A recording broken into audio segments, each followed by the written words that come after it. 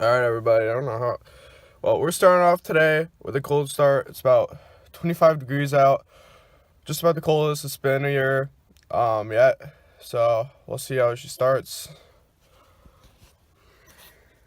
I can't move my wheel. Alright. We're gonna cycle them once. That's it. Let's see if I have to pull my thing or not. That'll be really annoying.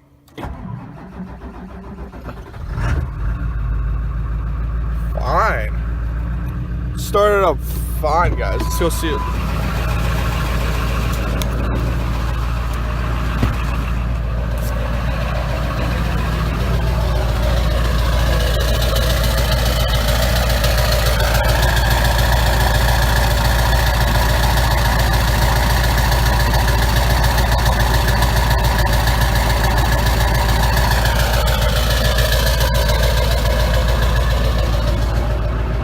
Really not a problem for the 7.3. I'll skip to when it goes up to high idle.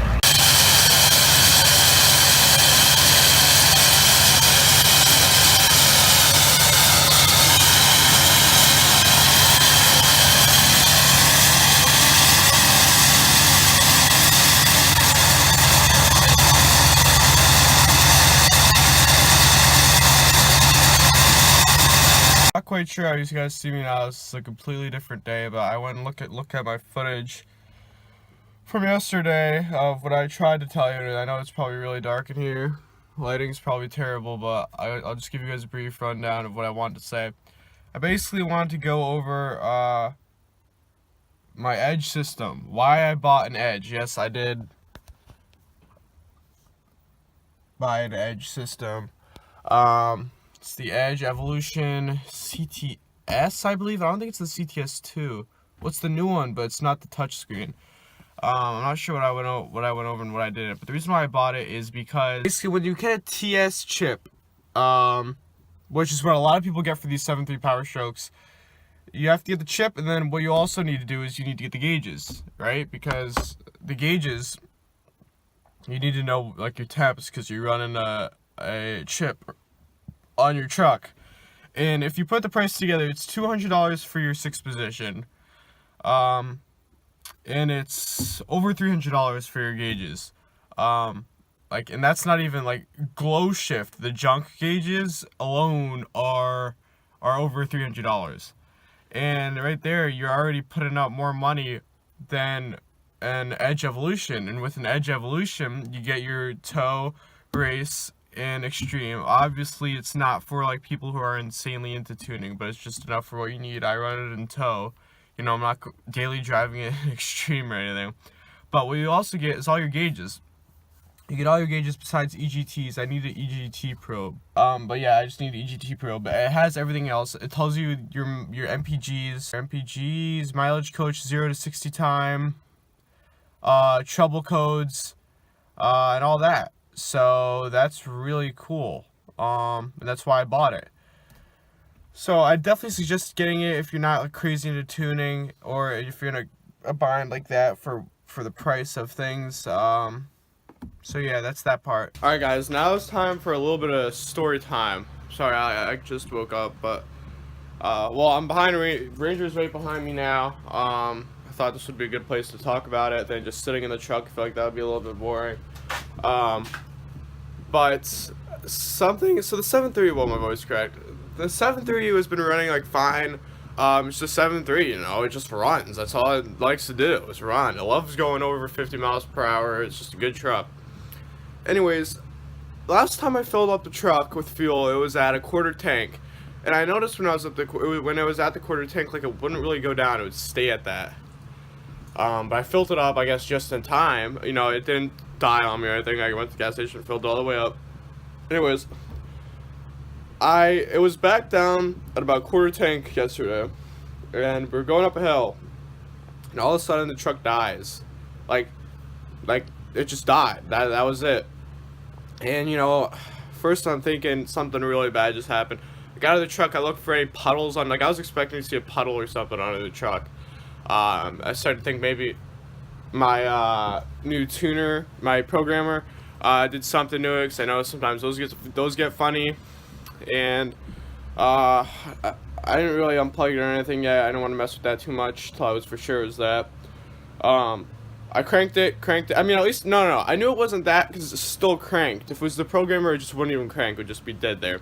And of course, I was in the middle of the road. The truck's dead. Nobody could get around me. Because there's like a small 2-lane road. So the truck, I crank it. I add. I know this probably isn't bad. This probably isn't good, guys, but it had to get out of the road. Like, it was bad. I put the pedal down halfway and cranked it.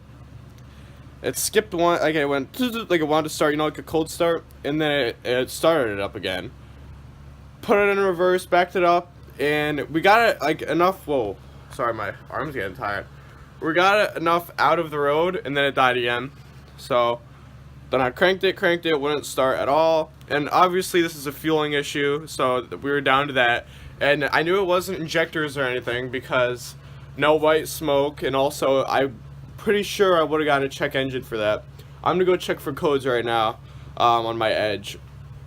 And then yeah, pulled it in the parking spot. Eventually it started back up, got back from work, and that whole day I was pretty much narrowed that down to there was no more fuel left in the truck, and that's because of a wrongful fuel gauge is what I think right now. So if this truck does not die again till about quarter tank, then that's simply what it is. So from now on, what I have to do is fill it up at once it gets to quarter tank, don't risk it, just fill it up right away, is what I'm gonna do. I'm sure it's common for these older trucks. It's 1999, what can I say? So that happened. It was really that was really scary. But it got back on the road right away. I added 2.5 gallons of diesel, and we took it to the gas station, filled it up with some fuel. So here, since we're right next to the Ranger and we're done with that story. Here it is. I don't know if I've showed you it in this garage. This is its home. Ranger's home. But the clearance is so close. Like, when the garage door goes up, it literally almost scrapes up. I feel like I've showed you this. You can see the red paint. That's not from recently. That when we first bought this and lifted it before the V8 was in it, I pulled it out and I didn't know you have to pull the garage all the way up, like literally all the way up. Scrape the top a little bit. What are you gonna do? You know, paint's obviously not perfect on the thing. So, and who's gonna see the top? But now let's go. Oh no, for the Ranger. The Ranger's gonna have a video very soon.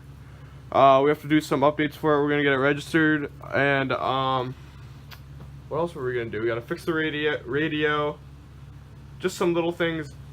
Gearing and or straight axles won't be for a little while, guys, until I find what we're looking for. If you have one or anything, it's like a rusted out junk, old Ford truck with a V8.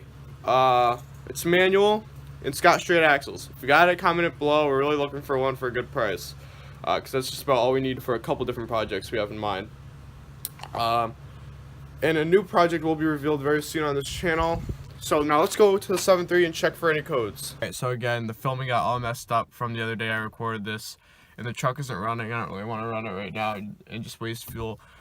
But what happened was I checked the codes and I got two electronic codes. They all have to do with the computer in this truck. And I just finished speaking about the Edge Evolution, and that's I still think this truck stalled because of fuel. I am almost positive about that, but I think this is still something it could have been. I'm still contemplating. It had to be fuel, but we'll see if it happens again. And if it does, then I just cleared the codes. But if it happens again, it happens again, and that's what it is. And I'll tell you what it is. I read the two codes. I looked them up on Google, and some of them just made no sense as to how that could happen to me. You know, like, how is my computer? They were saying like your computer is broken and stuff. Oh, it's probably so dark in here. Your computer is broken and stuff, but I ended up looking more into it. And it's actually when you switch tunes on an Edge Evolution, sometimes this will happen. I'll give you two codes that can basically confuse your computer, and it just shuts off. And this usually will only happen when you just switch. It only happens sometimes when you switch the tune, and that's exactly what I did. I switched it to tow that day from race, and that was the first time I was driving around. So that's probably why that happened, or maybe not, or it's from fuel. Who knows?